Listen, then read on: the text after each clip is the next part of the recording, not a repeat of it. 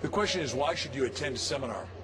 Seminars have changed my life. When I went bankrupt 33 years ago, luckily I listened to a little tape. I sold my way through college, and I listened to this one tape by Cabot Robert, the Dean of Speakers, and it was called Are You the Cause or Are You the Effect? And I found out that I was the creator of the cause of my life, and I said, God, I got to go hear this guy. I write him a letter, and to my amazement, he writes me back and says, I'm doing a seminar in Arizona. I had no money. I mean, no money. I'm $2 million upside down. I had two guys put up a credit card, one for lodging and food and one for transportation. Go to Arizona, listen to him say you could change your life if you wrote a book. And he said you could do a multi-authored book. So Kevin Roberts said, a multi-authored book? I said, I could do that. All I'd have to write is one little bitty chapter. I hit the guy next to me and I said, law of attraction in action. And you got to do, the law of attraction only has traction when you're in action. I hit the guy next to me, Keith DeGreen, who's a great lawyer. I said, are you any good as an editor? He said, man, I was head of the law school journal. I said, you want to do this book with me? He said, what are you good at? I said, I can sell the people. And I sold 14 people in a room. They didn't know I didn't have any money or any wherewithal. They put up $2,000 each. We did a book called Stand Up, Speak Out, and Win. That year, from the platform, handling a little book that had a bunch, 14 different chapters in it, I sold 20,000 copies at $10 each. I took in $200,000. I thought I'd died and gone to heaven. I was under the spout where all the good things poured out. It was so amazing, so exquisitely exciting. So law of attraction is always working, and if it's not working for you, it means your vibration is not in alignment. Your vibration is where you go inside your inner being. There's two beings. There's a physical being and a non-physical being. The more powerful is the non-physical being. The more powerful is the inside, which is out of sight. And the inside, which is, I wanted to sell those books. Then when I came along with Chicken Soup for the Soul, I said we'd sell $1.5 million in a year and a half, and then sell 100 million, which we've done, and now we're going to sell $1 billion, which no one's ever done that before, not fiction or nonfiction. And Jack and I have made ourselves the top authors because we came at a core belief level, and we keep sending out a unitary vibration, so the universe ultimately and inevitably has to respond. So if temporarily, you know, the line in Timothy says, if you ask and receive not, you ask amiss. It means your vibration is amiss. Your vibration's over here. You need to get in alignment inside and outside, and in the whole world will let the law of attraction work to your beneficence. Very good. And that's why people should attend seminars. So then we wanted to talk about, what Harv wanted to talk about too, was messages that we could send to the world, what we can all do for the world. And you kind of hit on that. You hit on it with the education and then the omni-considerate. So if you want to elaborate a little bit on what we can do for the world in omni-considerate. The question is, can we make the ecology and the economy sustainable? And the answer is 100% yes. Now the media, which is really the prayer list to God, says this isn't working, this isn't working, this isn't working. And what happens is they don't know what I know. I travel around the world full time, 250,000 miles a year. I meet people. I'm a great tourist. I'm a great friend of a lot of people. I'm being showed the high, lofty, and inspired stuff. Like one of the people you have on camera is my dear friend Art Linkler. He's doing the greenest green energy, solar energy, and has 28 patents on it, and he is going to energize the world that way.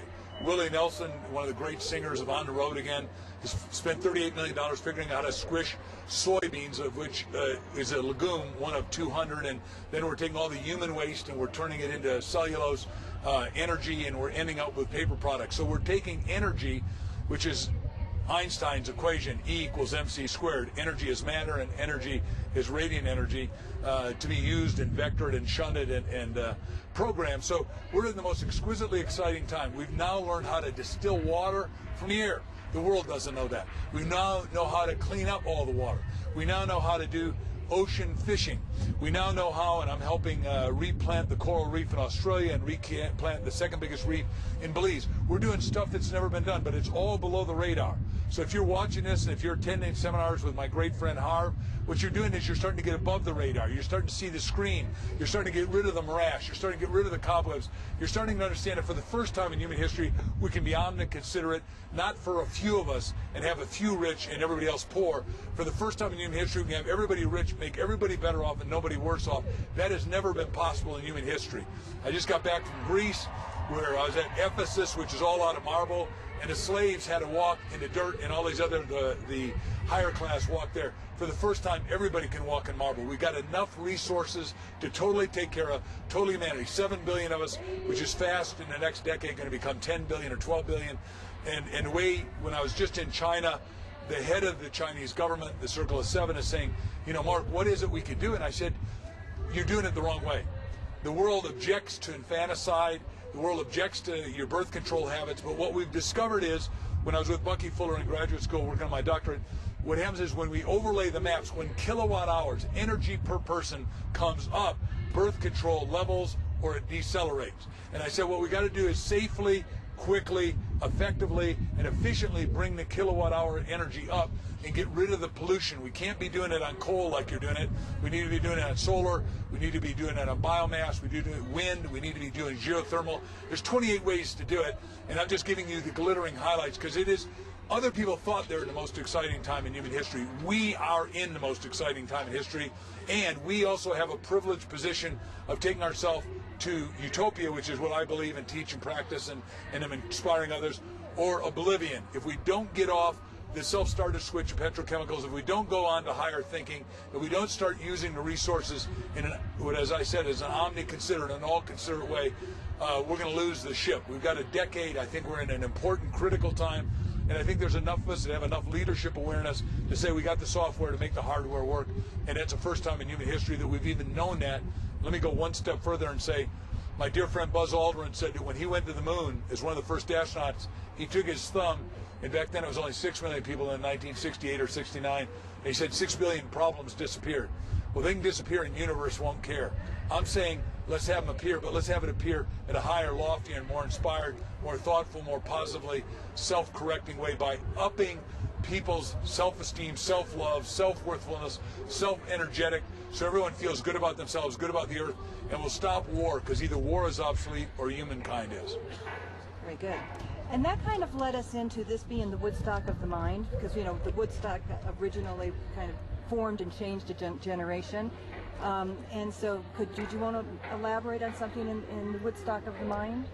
Here we are at the seminar of the century. My dear friend Dr. Barbara DeAngelis is talking in the back. I know every one of the presenters.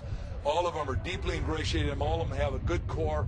All of them are trying to uplift the best of the best, learn the best practices, the best techniques, the best tools, the best talents. All of us have done our best creating the best books, the best materials, tapes, videos, and for the first time, humanity can go to a higher level. And you say, well, how important is that? I said seminars have been the thing that have changed my life. A seminar got me out of bankruptcy into richness. A seminar got me out of being single. My goal was to marry my idyllic woman, and after 31 years, I found her, and we were happily married 27 years. Then, because I couldn't have kids for whatever reason, we did all the testing. We decided to adopt. I announced it in a seminar, and I got two of the most glorious kids. They happen to look just like us, and we're finishing a new book now called Chicken Soup for the Adoptive Soul, because I want every kid to be a loved kid. When I was just in Africa with the guy who Feed the Children, Larry Jones, he told a story about he started it when he was in the Dominican, and he was a rich businessman, and a kid came up and said, look, man, I'm starving, I need 9 cents. And he started Feed the Children for 9 cents. I'm with him, and he's now got the world's biggest orphanage in Nairobi, which they call Nairobi because people are thieves there, because there's too many people and not enough employment, because there's not enough thinking. There's no lack of employment in the world. There's no lack of anything. There's lack of awareness, lack of good thinking, which I'm about trying to help transform. And you know, the Bible says, be transformed by the self-renewing of your mind and then inspire others' minds. Larry said this little kid was taken off the lap of his mother, put on another lap, and said, take care of my kid, I'll be right back. She disappeared, never to be seen. He told that story. I went in, and because I've got a grandson 3 years old, and this kid is 4, and he had toothpick thin legs. I said, Larry, you got me. He says, what do you mean I got you? I said, I'll adopt him. And I adopted little Brian Arian on the spot, and I'm helping out the whole orphanage, and I'm inspiring other people to do it, because every kid deserves to be a loved kid.